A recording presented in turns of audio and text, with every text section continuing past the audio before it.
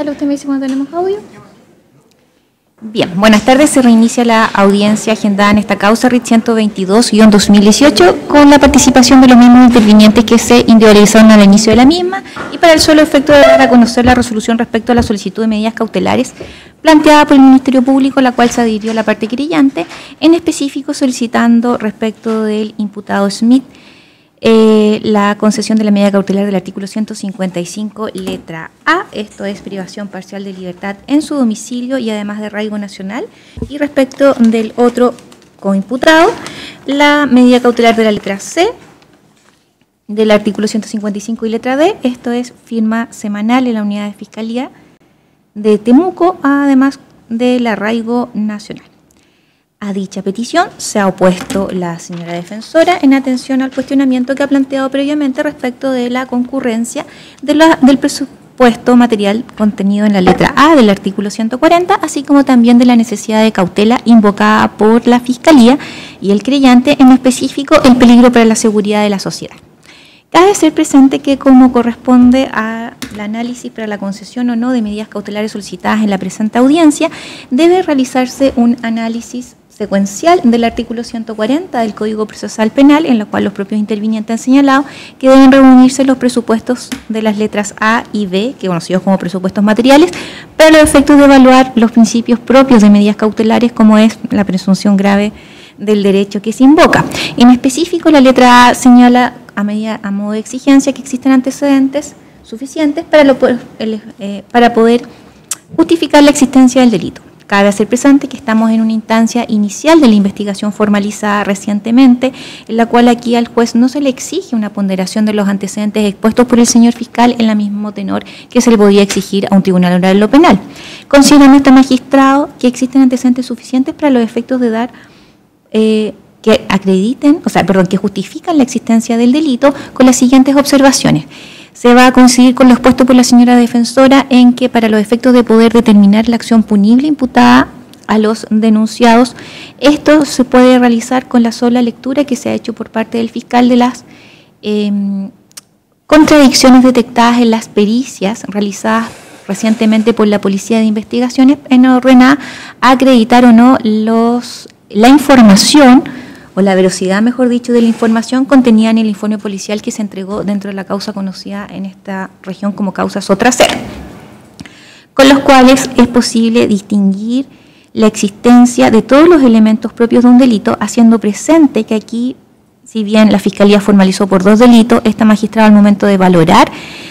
este presupuesto considera que concurre lo dispuesto en el artículo 75 del Código Penal como principio para los efectos de poder tenerlo en consideración, en que uno de los delitos imputados habría sido el medio para, digamos, cometer el otro delito. Por lo tanto, estando presente frente a un delito complejo en el cual varias acciones pueden ser subsumidas en uno solo,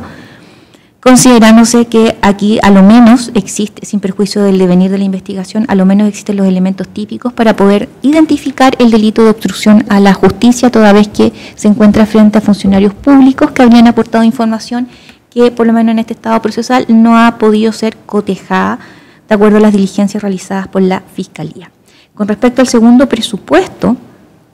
de la letra B del artículo 140, a juicio de esta magistrado también existen antecedentes para presumir fundadamente la participación que les ha cabido a los coimputados, toda vez que de las diligencias que ha señalado la Fiscalía en la presente audiencia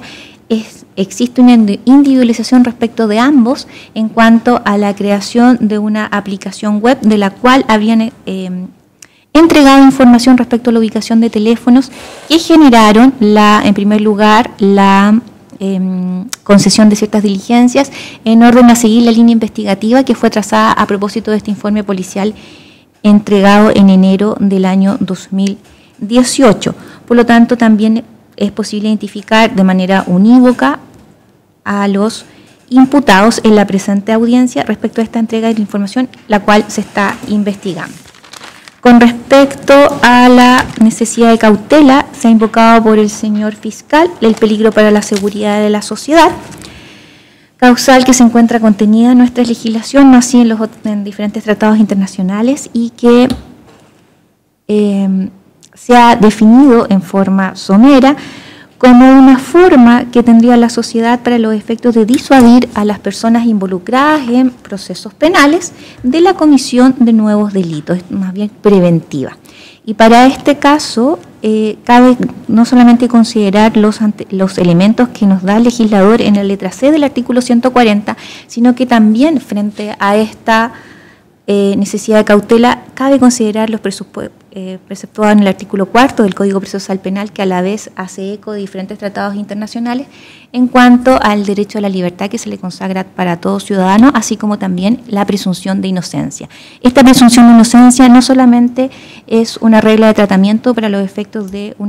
la valoración de la prueba en un posible juicio, sino que también es una regla de tratamiento que debe aplicarse a propósito de la dictación de medidas cautelares en orden a y en conformidad a lo dispuesto en el artículo 139 del Código Procesal Penal, si las medidas cautelares solicitadas por el Ministerio Público son idóneas, proporcionales y necesarias para la necesidad de cautela invocada. Al respecto, cabe indicar lo siguiente. Con respecto a los criterios que se señalan en la letra C para los efectos de poder determinar la concurrencia o no de este peligro, cabe señalar que el legislador de los diferentes elementos entrega, bajo el deber de argumentación que tiene cada juzgado, la valoración de los mismos en orden a que su suma, o más bien su cantidad, no implica necesariamente una decisión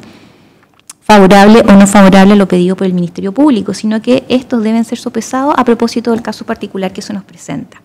Cabe señalar que como elemento se ha invocado por el Ministerio Público la gravedad de la pena asignada al delito, y este magistrado, si bien consideró que existían antecedentes que delimitaban la configuración de un delito, sí planteó sus dudas en cuanto a la existencia de ambos delitos,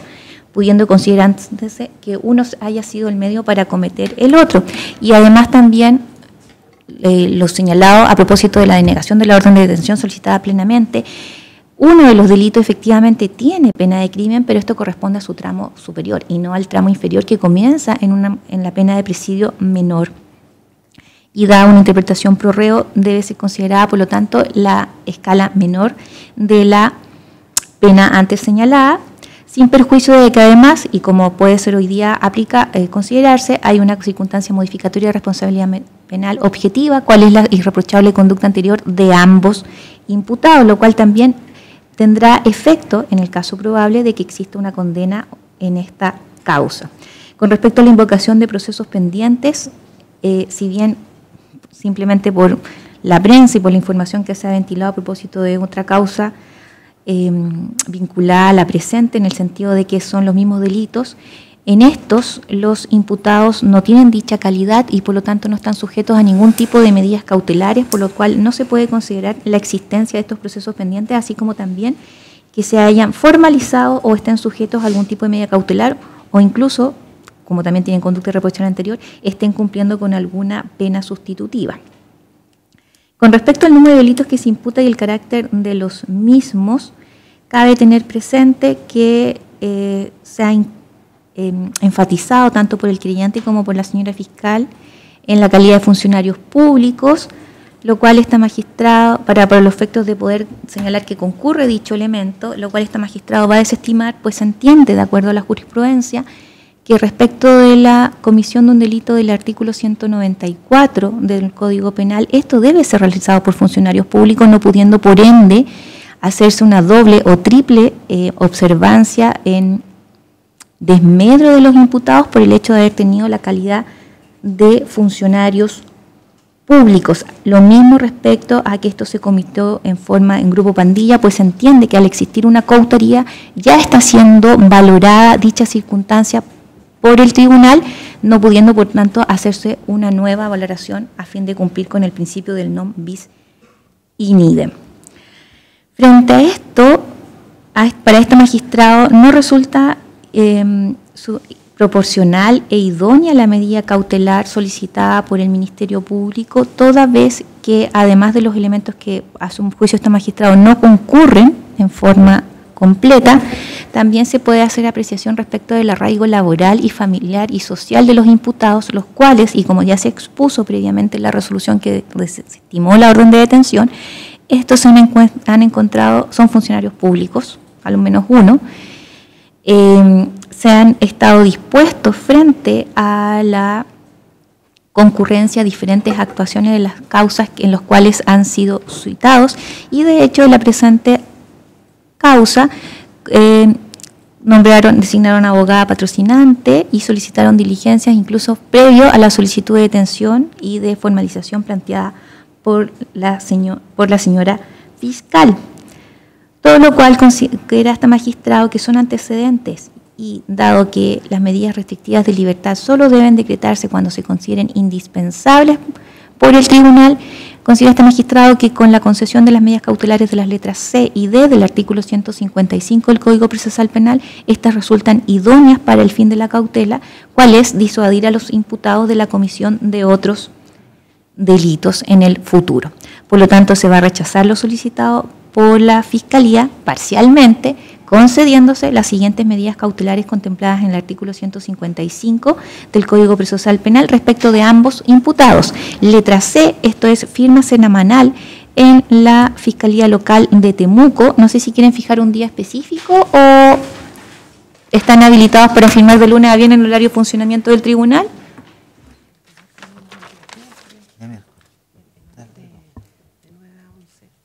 Los días miércoles proponemos de 9 a 11. ¿Hay algún inconveniente? Sí, miércoles. Ya, entonces fijándose entonces para cumplir con dicha medida cautelar los días miércoles entre las 9 y las 11 de la mañana. Ofíciese a Fiscalía Local de Temuco para los efectos de que tome conocimiento respecto de esta medida cautelar, la cual comenzará a regir, dado que hoy día es día lunes, el próximo miércoles 21 de febrero. Y la letra D, esto es la prohibición de salir del país, ofíciese a la Policía de Investigaciones, el Departamento de Extranjería, para los efectos de que tome conocimiento respecto de esta medida cautelar. No voy a fijar plazo a propósito de las medidas cautelares porque ahora voy a abrir debate, ahora sí ya conociendo las medidas cautelares que se han decretado, respecto al plazo para investigar. Había propuesto inicialmente la Fiscalía 8 meses, señora defensora, ¿está de acuerdo con dicho plazo? Y uno más breve. Sí, su señoría, considero absolutamente excesivo 8 meses, toda vez que ya hemos señalado que la Fiscalía tiene prácticamente agotada la investigación, ha hecho múltiples diligencias y informes periciales, y solo resta para esta defensa hacer algunas pruebas que ya he adelantado, y nosotros consideramos que el plazo razonable para esta investigación son 90 días. Bien. No sé si quieren traslado o decir. Sí, por favor, magistrado. Dígame. Su señoría, dos puntos. Negan enfáticamente que la investigación está agotada. Esa es una apreciación de la defensora. Esta investigación está en sus inicios. Está en sus inicios y tenemos que indagar muchos otros puntos y una línea investigativa muy clara en esta investigación que tenemos que seguir. Por lo tanto, es una apreciación respetable, pero no es acorde a la realidad de la investigación que lleva la Fiscalía. Digo eso, y otro punto más, que en los argumentos que se solicitó por la señora defensora para discutir el plazo de investigación, uno de sus argumentos fue ver cuáles eran las medidas cautelares, si iban a ser o no iban a ser muy fuertes. En virtud de las medidas cautelares que ha decretado su señoría, no son de alto rango, la razón por la cual no se ven afectados mayormente sus representados. Si se argumentara algún tema del arraigo que les podría producir algún efecto, obviamente eso siempre tiene el acceso al tribunal a discutirlo en su momento bajo argumentos que puedan vertirse. Por lo tanto, dada la complejidad de su señoría, usted ha podido apreciar todas las diligencias que se han realizado, el carácter de esto que va muy por el área de la informática, lo que es de suyo complejo, que se requiere la participación de diversos peritos que van a tener que seguir actuando en esta investigación con los elementos que sigan apareciendo. Nos parece que frente a la naturaleza de estos delitos, el carácter como fueron cometidos, las formas de ejecución, todo ello invita a tener un plazo razonable de investigación para el Ministerio Público. Esta es una causa seria, es una causa que requiere tener una absoluta y cabal término conforme a las diligencias que se vayan desarrollando, y por eso solicitamos un plazo mínimo de 8 meses. Ya. Señor querellante. Señoría, también hay que tener en consideración que el Consejo solo hoy ha formalizado su intervención en esta causa y resulta altamente probable que también instaremos por diligencias que debieran cumplirse en un plazo razonable como el propuesto por el Ministerio Público. Bien. Entonces, el tribunal va a tener que determinar el plazo para investigar, el cual, en atención a que efectivamente se encuentra, o sea, hay una investigación previa desformalizada que comprende aproximadamente 2 semanas, o sea, tampoco un tiempo mayor y la formalización, así como las medidas cautelares decretadas en la presente audiencia y dada la complejidad del delito en la cual efectivamente se requieren realizar pericias en orden a determinar o no los hechos que está investigando el Ministerio Público, ya sea para confirmarlos o desvirtuarlos, así como también lo que tiene en relación con la existencia o inexistencia de la responsabilidad de los imputados. Este magistrado considera que un plazo razonable es aquel que corresponde a 5 meses a partir de esta fecha,